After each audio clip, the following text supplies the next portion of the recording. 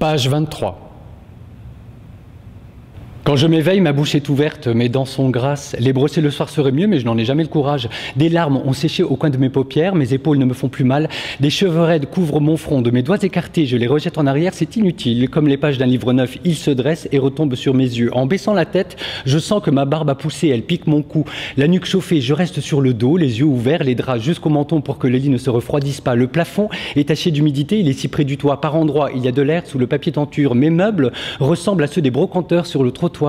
Le tuyau de mon petit poêle est bandé avec un chiffon, comme un genou. En haut de la fenêtre, un store qui ne peut plus servir pend de travers en m'allongeant. Je sens contre la plante des pieds, un peu comme un danseur de cordes, les barreaux verticaux du liquage. Les habits qui pèsent sur mes mollets sont plats, tièdes d'un côté seulement. Les lacets de mes souliers n'ont plus de ferrets. Dès qu'il pleut, la chambre est froide, on croirait que personne n'y a couché. L'eau qui glisse sur toute la largeur des carreaux ronge le mastic et forme une flaque par terre. Lorsque le soleil, tout seul dans le ciel flamboie, il projette sa lumière dorée au milieu de la pièce, alors les mouches tracent sur le plancher 1000 lignes droites. Chaque matin, ma voisine chante sans parole en déplaçant les meubles. Sa voix est amortie par le mur, j'ai l'impression de me trouver derrière un phonographe. Souvent, je la croise dans l'escalier, elle est crémière. À 9 h, elle vient faire son ménage, des gouttes de lait tachent le feutre de ses pantoufles. J'aime les femmes en pantoufles, les jambes n'ont pas l'air défendues en été. On distingue ses tétons et les épaulettes de sa chemise sous le corsage. Je lui ai dit que je l'aimais, elle a ri, sans doute parce que j'ai mauvaise mine et que je suis pauvre. Elle préfère les hommes qui portent un uniforme. On l'a vu, la main sous le ceinturon blanc d'un garde républicain.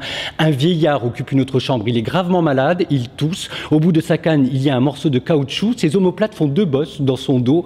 Une veine en relief court sur sa tempe, entre la peau et l'os. Son veston ne touche plus les hanches, il ballotte comme si ses poches étaient vides. Ce pauvre homme gravit les marches une à une, sans lâcher la rampe. Dès que je l'aperçois, j'aspire le plus d'air possible afin de le dépasser sans reprendre haleine. Le dimanche, sa fille lui rend visite, elle est élégante. La doublure de son manteau ressemble au plumage d'un perroquet. C'est tellement beau que je me demande si ce manteau n'est pas à l'envers. Quant au chapeau, il a une grande valeur puisque pour lui, quand il pleut, elle prend un taxi. Cette dame sent le parfum, le vrai parfum, pas celui qui se vend dans des tubes de verre. Les locataires de ma maison la détestent. Ils disent qu'au lieu de mener la grande vie, elle ferait mieux de tirer son père de la misère. La famille Lecoing habite aussi sur le palier. Au petit jour, une sonnerie fonctionne sur son réveil. Le mari ne m'aime pas, pourtant je suis poli avec lui.